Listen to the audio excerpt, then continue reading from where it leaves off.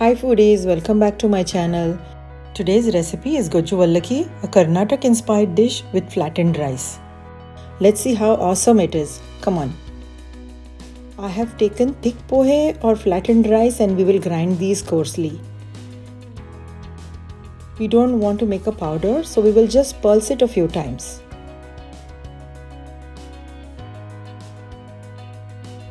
Perfect. I have ground them in batches and these are ready. Just pass some water through to moisten them and drain. Here I have tamarind pulp and I have soaked the tamarind in warm water for about 15 minutes and extracted the pulp. The detailed recipe is in the description box. This is a tangy, sweetish dish with a hint of spice.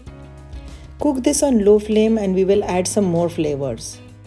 Don't rush and allow to cook on low flame. This is store-bought sambar powder, but you can also add rasam powder or puliyogare powder.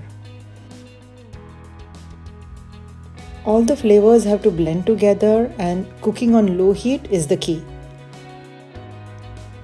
Look how it has come together. Add the drained flattened rice and mix well. This is such a lovely dish, quick and easy and flavorful. Click the subscribe button for such awesome recipes I post every week. Now let's make the tempering, which also plays an important part in bringing the dish alive. Raw peanuts have to be fried until light brown and the flame is medium. All these fried ingredients add a nice crunch while eating. I have been mixing the pohe mixture from time to time so it gets heated up evenly and the flame is still low. Keep frying and mixing the tempering ingredients.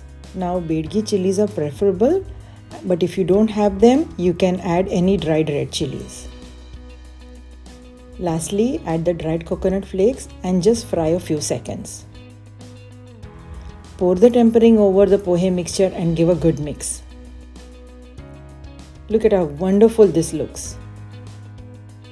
A final garnish and we are ready to serve this awesome Gojjuavalakki. Hope you like this recipe and thanks for watching. I'll see you next week with another exciting recipe. Bye.